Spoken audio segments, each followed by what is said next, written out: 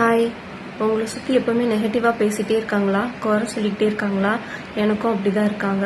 ஆனால் இந்த கதையை கேட்டதுக்கப்புறம் எனக்கு ஒரு பாசிட்டிவ் சேஞ்ச் வந்தது. நீங்களும் கேளுங்க. சின்ன கதை தான். ஒரு மனுஷன் ஒரு மகான் கிட்ட போயிட்டு, இந்த உலகத்தில் நான் என்ன பண்ணாலும் எனக்கு குறை சொல்லிக்கிட்டே இருக்காங்க, எனக்கு சந்தோஷமே இல்லை, நான் இதை எப்படி ஹேண்டில் பண்ணுறது அப்படின்னு கேட்குறான். அப்போ அந்த மகான் சொல்கிறாரு, இங்கே வா அப்படின்னு ஒரு ரூமை கூட்டு போயிட்டு ஒரு ஸ்பூன் உப்பு எடுத்து ஒரு டம்ளரில் கலந்து நீ குடி அப்படின்றாரு. அவனும் குடிச்சு பார்த்துட்டு, உப்பா இருக்கு, குடிக்கவே முடியல அப்படின்றான். சரி வா காட்டுக்கு போகலாம் அப்படின்னு அங்கே கூட்டிட்டு போய் ஒரு ஏரியில் அதே அளவு ஒரு ஸ்பூன் உப்பை கலந்து இப்போ நீ குடி அப்படின்றாரு. தண்ணி எப்படி இருக்குன்னு கேட்டால், நல்லா இருக்கு மகான், இது நல்லா இருக்கு இந்த தண்ணி அப்படின்னு சொல்கிறான்.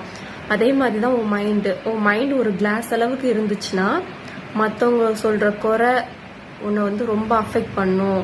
ஆனால் உன்னோட மைண்ட் இந்த ஏரி அளவு பெருசாக நீ வச்சிருந்தனா அவங்க சொல்கிற குறை, அவங்க சொல்கிற ஒரு நெகட்டிவ் திங்ஸ் எதுவுமே உன்னை அஃபெக்ட் பண்ணாது. அவங்களோட மைண்ட் செட்டை உன்னால் மாற்ற முடியாது, அவங்கள உன்னால் திருத்த முடியாது, அவங்க எப்படி பேசணும்னு நீ டிசைட் பண்ண முடியாது. ஆனால் அதெல்லாம் எப்படி எடுத்துக்கிறதுன்றது உன்னோட மைண்ட் செட்டில் தான் இருக்குது. நீ உன்னோட மைண்ட் செட்டை இந்த ஏரி அளவு வச்சுக்கிட்டனா அவங்க போடுற ஒரு உப்பு, அந்த நெகட்டிவ் கமெண்ட்ஸ், குறை சொல்றது எதுவுமே உன்னை அஃபெக்ட் பண்ணாது. அதை எப்படி நீ ஹேண்டில் பண்றது நீ கத்துக்கிட்டனா நீ எப்பவுமே ஹாப்பியா இருக்கலாம், உன்னோட வளர்ச்சியில கான்சென்ட்ரேட் பண்ணலாம் அப்படின்னாரு. இதை நீங்க ட்ரை பண்ணி பாருங்க. ஒரு டிஃப்ரென்ஸ் உங்களுக்கு தெரியும் நான் நினைக்கிறேன். தேங்க்யூ.